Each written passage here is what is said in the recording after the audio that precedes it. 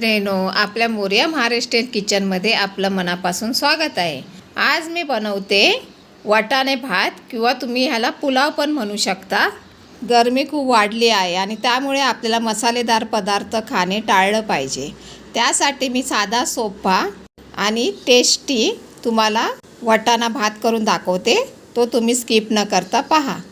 वाटाणे भात करण्यासाठी मी कुकरमध्ये एक पळी तेल ओतलं, त्यानंतर 1 चमचा जिरे घातलं व 3 तमालपत्र, 2 मसाला वेलची, 2 आपली हिरवी वेलची आणि 1 तुकडा दालचिनीचा आणि 4 लवंगा आणि 4-5 काळी मिरी टाकली।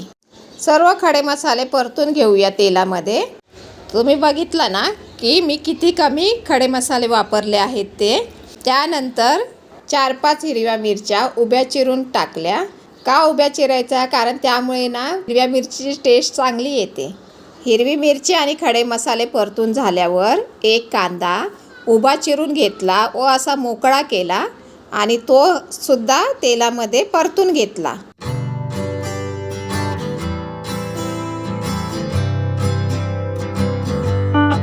कांदा लालसर झाल्यानंतर मी वाटाणा आणि बटाटे चांगले स्वच्छ धुवून घेतलेले त्यामध्ये टाकून परतून घेतला। तुम्ही भाज्यासुद्धा वापरू शकता त्यामध्ये, जसं फ्लॉवर, गाजर, शिमला मिरची, फरसबी, ज्या ज्या भाज्या तुम्हाला आवडतात त्या त्या तुम्ही भाज्या वापरू शकता।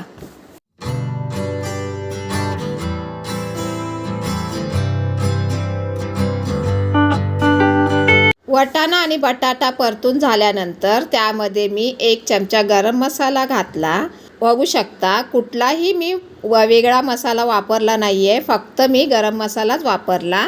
1 वाटी वाडा कोलम तांदूळ मी स्वच्छ धुवून घेतले व ते त्यामध्ये टाकले।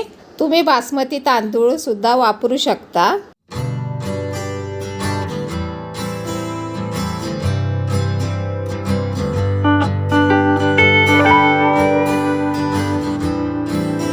तांदूळ परतवल्यानंतर त्यामध्ये मी चवीनुसार मीठ घातलं।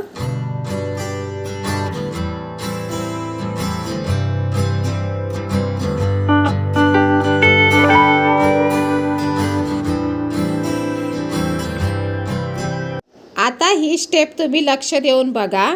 ही स्टेप तुम्ही व्यवस्थित पाहिली की तुमचा भात नक्की सुटसुटीत आणि मोकळा होणार।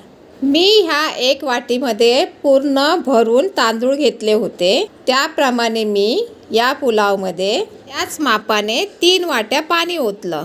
3 वाट्या का ओतलं? कारण मी ती 1 वाटी पूर्ण भरून तांदूळ घेतले होते म्हणून।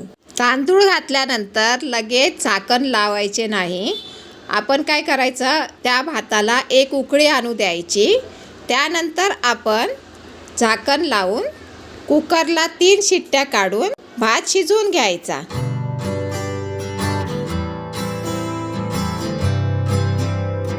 कुकर थंड झाल्यावर कुकरचं झाकण काढलं। तुम्ही बघू शकता आपला भात किती मोकळा झालाय। त्यावर मी बारीक चिरलेली कोथिंबीर घातली व सर्व भात चमच्याने वर खाली करून मिक्स करून घेतला। लिंबू किंवा तूप न घालता आपला भात किती मोकळा आणि सुटसुटीत झाला आहे तो बघा।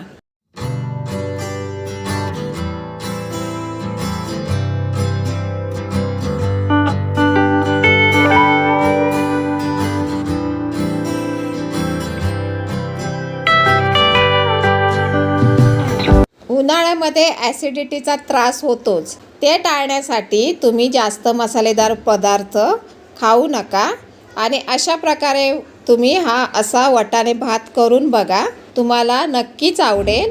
आणि हा वाटाणे भात तुम्ही दही किंवा सॅलेड बरोबर खाऊ शकता। चला तर आता कोणी आपल्या चॅनेलला सबस्क्राईब केलं नसेल तर त्यांनी पटापट सबस्क्राईब करा आणि लाईक, शेअर, कमेंट करायला विसरू नका।